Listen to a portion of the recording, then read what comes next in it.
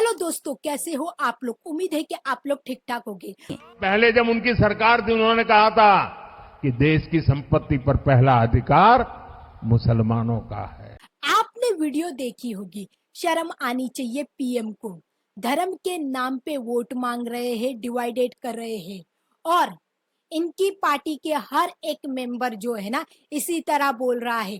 कुछ लोग बोलते हैं कि संविधान को बदल देंगे, तो कुछ लोग बोलते हैं कि मोदी है तो सब मुमकिन है, विकास पर कुछ नहीं है, मोदी पर ही सब कुछ निर्भर है। और कुछ लोग तो डायरेक्ट रिलीजन को ही बीच में ला रहे हैं। ये पार्टी 10 साल से पावर में है, इनको विकास पर बोलना चाहिए, मैंने ये किया वो किया। लेकिन ये लोग बोल ही नहीं रहे हैं, ना ही अनएम्प्लॉयमेंट रेट को देख रहे हैं, कितने लोग अनएम्प्लॉयमेंट है। ये सारी बातों पे ध्यान ही नहीं दे रहे हैं, उलट रिलीजन पर ही ध्यान दे रहे हैं। यहाँ के मुसलमान जब तक ये भी चले नहीं जाते इस देश से, तरक्की नहीं होती है साहब। मैं बता रही हूँ, सब मुसलमान हमको बराबर वोट देंगे, लेकिन हम उसके लिए काम नहीं कर रहे हैं, आपको ये जाना। ना ही ये लोग अडानी के स्कैम के बारे में कुछ बोल रहे हैं, ना ही ये लोग इकोनॉमी के बारे में बोल रहे हैं, वेल्थ में जो गैप हो गया है अमीर और गरीब का, ये सब बोल ही नहीं रहे हैं। खुले आम ये लोग घोटाला करते हैं और पूरा का पूरा इलेक्शन ये लोग सिर्फ रिलीजन पर ही जीतते हैं और इस पे ही जीतेंगे। क्योंकि देखो दोस्तों, विकास तो हो रहा है, लेकिन कहाँ हो रहा है पता नहीं चल रहा है। अगर आपको बीजेपी का विकास देखना है, शायद आपने मिस्टर इंडिया मूवी देखी हो। जिस तरीके से मिस्टर इंडिया को देखने के लिए वो लोग रेड लाइट लगा देते हैं, मोगेम्बो बोलता है पूरे के पूरे वहां रेड लाइट लगा दो, उसी ही तरह बीजेपी का विकास देखना है तो सबको भगवा भगवा ही लगा देना पड़ेगा, तब ही आप विकास देख सकते हो। जब आप अंधभक्त बन जाओगे। एक बात है, 2019 का चुनाव भी ये लोगों ने नेहरू वर्सेस वल्लभ भाई पटेल पर ही जीता था। नेहरू को गिराया था और पटेल को हीरो बनाया था। इसीलिए ये लोगों ने वल्लभ भाई पटेल का इतना बड़ा स्टैचू बनाया था गुजरात में। और जानबूझकर ये लोग ऐसा बोलते थे कि वल्लभ भाई पटेल होते तो देश आज कहाँ पहुंच जाता। अपने दम पर मोदी जी ने कभी भी इलेक्शन नहीं जीता है और विकास किया ही नहीं है उन्होंने, तो क्या बोलेंगे। छोटी सी चीज करते हैं और इतना बड़ा डंका बजा देते हैं। एक बात इंटरेस्टिंग है, वल्लभ भाई पटेल ने ही आरएसएस को बैंड किया था। अगर आपको यकीन ना आता हो तो आप गूगल कर सकते हो या फिर आप किताब रीड कर सकते हो। मतलब ये है कि वल्लभ भाई पटेल को भी इनकी आइडियोलॉजी पसंद नहीं थी और एक ही कंडीशन पर वल्लभ भाई पटेल ने इनको अनबैंड किया था। वो शर्त ये थी कि आप एक कल्चरल ऑर्गेनाइजेशन वाली पार्टी बन के रहोगे, पॉलिटिक्स में अपनी टांग नहीं डालोगे, दूर रहोगे। लेकिन आज की तारीख में आरएसएस से ही एक लीडर है जो हमारे देश का पीएम बन गया है, नरेंद्र मोदी। आरएसएस और बीजेपी वाले पहले से ही डिवाइडेड एंड रूल वाले आइडिया को फॉलो करती है। इनका मकसद एक ही है कि देश में लोगों को अलग अलग करना है और रूल करना है। लेकिन ये भूल जाते हैं, ऐसा करने से देश जो है ना वो खोखला हो रहा है। पिछले 10 साल में इतना हेटेरेड पैदा किया है, नफरत पैदा की है एक दूसरे के लिए। मुझे तो नहीं लगता है कि पिछले 70 साल में इतनी नफरत किसी और धर्म के लिए किसी और नेताओं ने यानी किसी पॉलिटिक्स पार्टी ने पैदा की हो। बीजेपी वाले जो है, जहां भी इनको फॉल्ट लाइन यानी दरार दिख जाती है, इतू सा पॉइंट मिल जाता है, वहीं पे ये लोग बहुत बड़ा मसला करके बताते हैं, पकड़ लेते हैं उस बात को और उसी बात पर ये लोग नफरत पैदा करना शुरू कर देते हैं। हरियाणा में देख लो क्या किया, जाटों और नॉन जाटों में झगड़ा लगा दिया, यानी कि नफरत पैदा कर दी। महाराष्ट्र में मराठा और नॉन मराठा के बीच में दरार पैदा कर दी। गुजरात में पटेल और नॉन पटेल के बीच में दरार पैदा की और पूरे देश में हिंदू मुसलमान और क्रिश्चियन हिंदू के बीच में दरार पैदा कर दी। यही इनका काम है, डिवाइडेड एंड रूल। कांग्रेस को अली पर, सपा बसपा को अली पर विश्वास है, हमें भी बजरंग बली पर विश्वास है।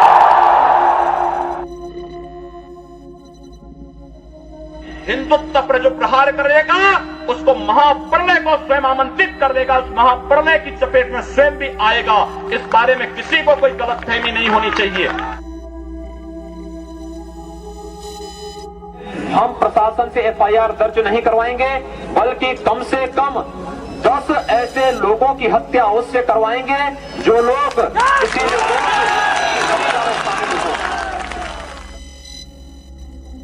और हम लोगों ने तय कर रखा है कि अगर वो एक हिंदू बालिका को ले जाएंगे तो कम से कम 100 मुस्लिम बालिकाओं को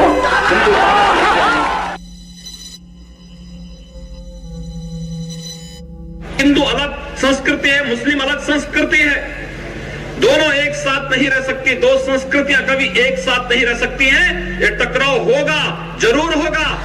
ये जहां जहां इनको दरार दिखाई देती है उसके बेस पर ये लोग नफरत पैदा करना शुरू कर देते हैं और कभी गाय के नाम पर मार देते हैं मुस्लिम लोगों को, दलित लोगों को।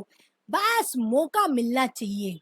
2019 में ही अमित शाह ने एक ट्वीट किया था, खुले आम बोलते हैं अगर उनकी सरकार आएगी तो बुद्धिस्ट, हिंदूस और सिख ये लोगों को छोड़ के बाकी के लोगों को निकाल देंगे। तो उनके हिसाब से सारे जितने भी जैन लोग हैं, मुस्लिम लोग हैं, क्रिश्चियन लोग हैं, पारसी लोग हैं, ये सबको निकाल देगी। ये आपको फैसिस्ट वेव दिख रही होगी, खुले आम आपको हिटलर दिख रहा होगा इनके ट्वीट से, इनके स्पीच से और इनके कारनामों से। लोग जो है ना सच्ची में शांति चाहते हैं, जॉब्स चाहते हैं, फैमिली के साथ रहना चाहते हैं, पसंद करते हैं और ग्रोथ चाहते हैं और उनकी लाइफ पहले से बेहतर हो, ये सब जनता चाहती है। ये जितने भी हेट यानी नफरत है ना, ये सब पॉलिटिकल पार्टीज पैदा करती है। उनके ही लोग बीच में, जनता के बीच में खड़े रहते हैं, जोर जोर से चिल्लाते हैं।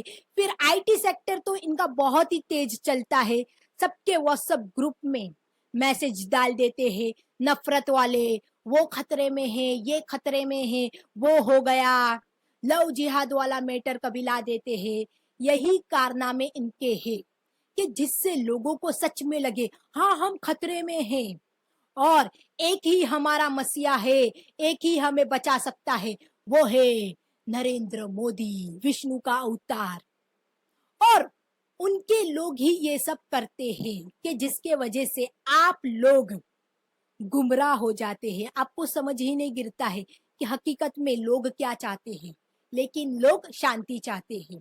उनकी ही लोग करते हैं, फिर ऐसा दिखाते हैं कि देखो देखो जनता ही चाहती है और उनकी ही सोच को हम लोग आगे लेके जा रहे हैं। हिंदू लोग जो है ना वही चाहते हैं। असल में जो भी सच्चा हिंदू होगा, हिंदू राम भक्त होगा, वो ये सब पर बिलीव नहीं करता होगा। और कौन खतरे में है ये सब को पता है कि मोदी जी की सत्ता खतरे में है।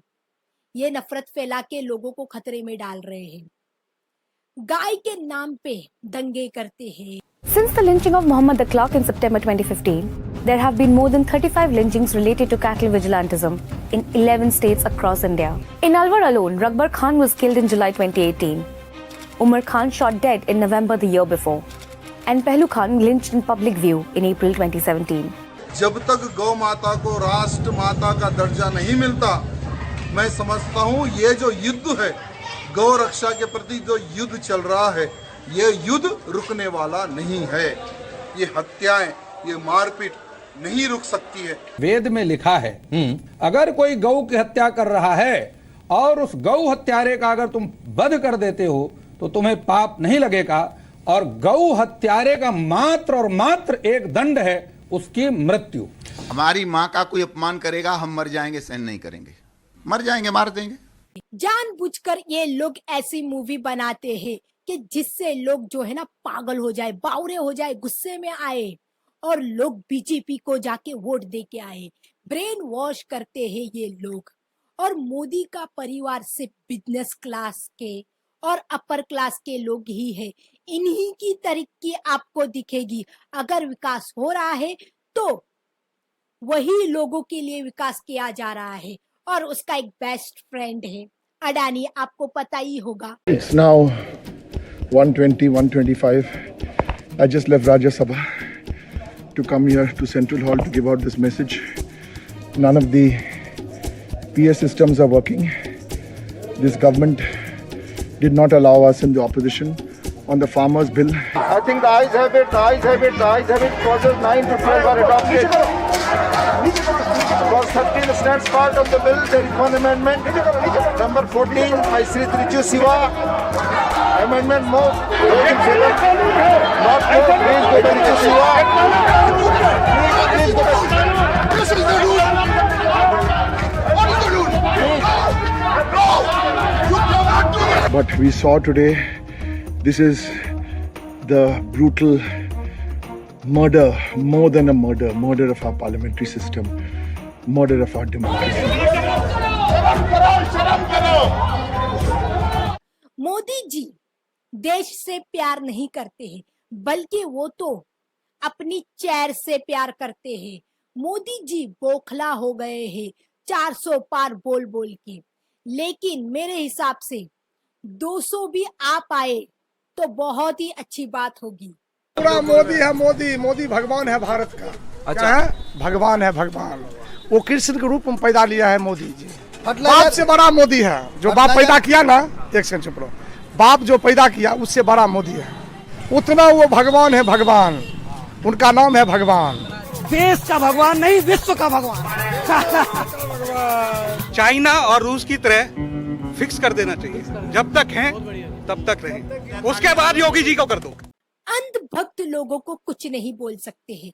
यूट्यूबर्स को भी खरीद लिया है पैसों से। मीडिया से अब काम नहीं चल रहा है। अब ये सारे काम यानी नफरत फैलाने के काम यूट्यूबर्स करेंगे। ये वीडियो आप देख सकते हो। और पहले जब उनकी सरकार थी, उन्होंने कहा था कि देश की संपत्ति पर पहला अधिकार मुसलमानों का है। इसका मतलब ये संपत्ति इकट्ठी करके किसको बांटेंगे? जिनके ज्यादा बच्चे हैं उनको बांटेंगे। घुसपैठियों को बांटेंगे। क्या आपकी मेहनत की कमाई का पैसा घुसपैठियों को दिया जाएगा? आपको मंजूर है ये कांग्रेस का मैनिफेस्टो कह रहा है। और कांग्रेस के मैनिफेस्टो को अगर आप रीड करते हो, पूरे के पूरे मैनिफेस्टो में आपको हिंदू मुस्लिम वर्ड्स का जिक्र नहीं मिलेगा, यानी वर्ड ही नहीं है। और ना ही वेल्थ रीडिस्ट्रीब्यूशन का वर्ड्स आपको पूरे के पूरे मैनिफेस्टो में नहीं मिलेगा। अगर आपको रीडिंग करने का कंटाला आता है तो आप कंट्रोल F कर दीजिए, वेल्थ रीडिस्ट्रीब्यूशन लिखिए, आपको नहीं दिखेगा। और अगर आपको यकीन नहीं आता है मुझ पर तो आप एक काम करें, कांग्रेस के पूरे मैनिफेस्टो को रीड कीजिए कांग्रेस की वेबसाइट पर जाके। और मैंने लिंक नीचे शेयर की है उनके मैनिफेस्टो की, खोल के रीड कर लीजिए। सूरत के लोकसभा सीट पर क्या हुआ? कांग्रेस के कैंडिडेट को नॉमिनेशन से कैंसिल कर दिया और वहां के जो 8 और कैंडिडेट थे किसी न किसी बहाने से वो भी भाग गए, यानी वो लोगों ने भी छोड़ दिया। यानी कि इलेक्शन होने से पहले ही बीजेपी ने सीट जीत ली, सबको कैंसिल करके या डरा के। सोचे दोस्तों, सूरत के लोगों का कितना बड़ा हक छीन लिया। वो अपनी सरकार भी नहीं चुन सकते हैं। अरुणाचल प्रदेश में भी कुछ ऐसे ही काम किए हैं, काली करतूबे किए हैं। बीजेपी ने 10 सीट ऑलरेडी ही जीत ली वहां पर इलेक्शन होने से पहले ही। और इस खबर को देखो, जहां पर दिल्ली में चुनाव होने वाले थे और उनको पता था कि हम दिल्ली में जरूर हारेंगे, तो वहां पर चुनाव होने ही नहीं दिए। इससे पहले चंडीगढ़ में भी इलेक्शन हुए थे, वहां भी घोटाला किया ये लोगों ने बीजेपी को जिताने के लिए। दोस्तों, ऐसा ही चलता रहा तो एक दिन भारत देश में इलेक्शन जरूर होंगे, लेकिन एक ही पार्टी जीत के आएगी, जैसे नॉर्थ कोरिया में होता है। इलेक्शन होते हैं वहां पर भी, लेकिन जीतता एक ही है, किम जोंग। जहां जहां इनको लगता है कि हम हारने वाले हैं, तो चुनाव ही नहीं होने देते हैं, जैसे दिल्ली। ये सब आप पर है, जिसको वोट देना चाहते हो दो, लेकिन अपने और अपने बच्चों का सोचो, क्योंकि ये लोग सब बूढ़े हो गए हैं। ये लोगों पर कुछ नहीं इफेक्ट होगा और इनके बच्चों पर भी, क्योंकि इनके बच्चों का भी फ्यूचर सेटल हो चुका है। और ये लोग ऐसी पॉलिसी बनाएंगे कि जिसके वजह से आपको 50 साल तक झेलनी पड़ेगी। आपकी कोई गलती नहीं होगी और ना ही आपके बच्चों की, तो भी आपको झेलना पड़ेगा। तो लॉन्ग टर्म सोचे और शांति से सोचे कि क्या करना है, किसको वोट देना है। WhatsApp university, Instagram university, YouTube university, ये सब देखे, लेकिन फैक्ट चेक भी करे। थोड़ा पढ़ो यार। जब देश आजादी का जश्न मना रहा था ना, वो आदमी नोआखली में भटक रहा था क्या? 2 लड़कियों को लेकर आप हाँ क्या भटक रहे थे। 2 लड़कियों को लेके? क्या नाम थे उन लड़कियों के? वो फोटो डाल रखे उनने। हाँ, और उन लड़कियों के पीछे कितने लोग थे? वो देखा ही नहीं मैंने। ये कहाँ देखा? व्हाट्सएप पे आया? हाँ। एक बार गूगल में जाके चेक करे कि सामने वाला जो बोल रहा है वो सच बोल रहा है कि नहीं। अगर मुझ पर भी यकीन नहीं है तो मुझे भी जाके गूगल में सर्च मार लीजिए कि ये सच है कि नहीं। पेपर्स रीड कीजिए, न्यूज़पेपर और किताबें रीड कीजिए। तो उम्मीद है कि आपको ये वीडियो अच्छी लगी होगी। शेयर एंड सब्सक्राइब और कमेंट भी पास कीजिए कैसी लगी और आपका क्या ख्याल है।